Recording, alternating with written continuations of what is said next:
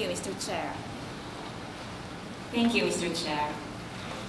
Dear delegates, to tell you the truth, I am afraid. I am afraid because we've come so close to changing the course of history, and there is a chance we might fail to use this opportunity. I am afraid, not for myself, but for the men, women, boys, and girls who will continue to suffer if we go on without effective rules to regulate the arms trade.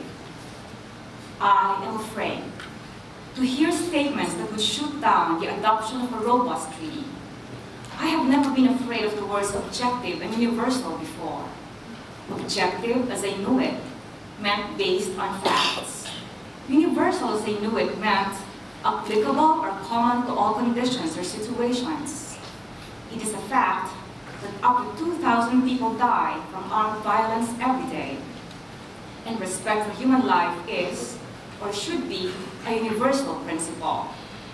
So why am I afraid that these words could be abused to water down this treaty into humanitarian irrelevance? Suddenly, I am afraid of the word consensus. I fear that in the name of consensus, states might accept otherwise unacceptable compromises.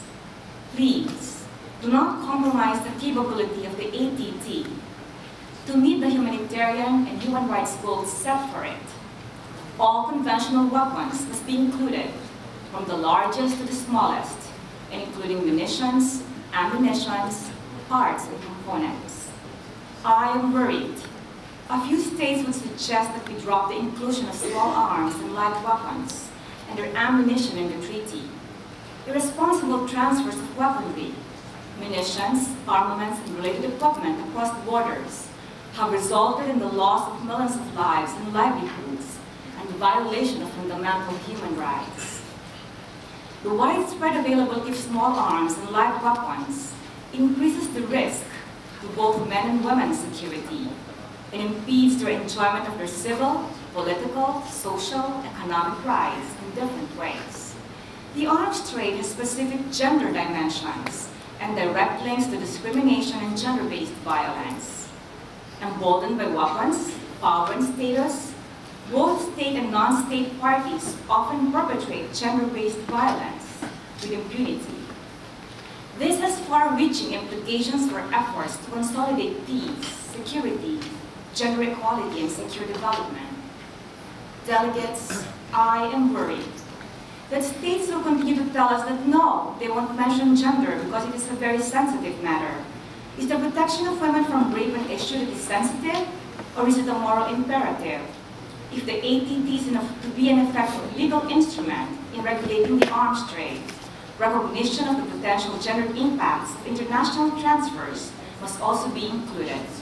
Accordingly, there should be strong references to gender in the treaty text, and the criteria in the treaty should address risks of gender-based arms violence. Delegates, I fear that some of you who will not look kindly at the inclusion of human rights as a criterion when to transfer. I fear for those very many civilians who will continue to suffer from atrocities if the trade in weapons is not effectively regulated. I am a member of Pax Christi, and members of this faith-based organization have seen how conventional weapons have been used to commit human rights violations. Yes, I am afraid for the people who will not get I am afraid that some of you may suggest that this is just a trade treaty. I am afraid for the people who will not get access to clean water and basic health services, or who can't go to school because funds are diverted to weapons purchases. A religious leader once said that weapons kill whether they are used or not. I worry that you will say that reporting will be onerous, but a comprehensive ATT would provide a framework within which assistance would be given to states that require it. Dear delegates, I fear, but despite these fears, I come here with faith. I have faith that in deciding on this treaty, you will consider its humanitarian imperative. I, like the campaigners who are here, have faith that you will adopt an ATT that will significantly reduce the humanitarian harm that flows from illegal transfers to conventional arms. And when this comes to be, an ATT that will save lives and reduce human suffering, I shall fear no more. Thank you very much.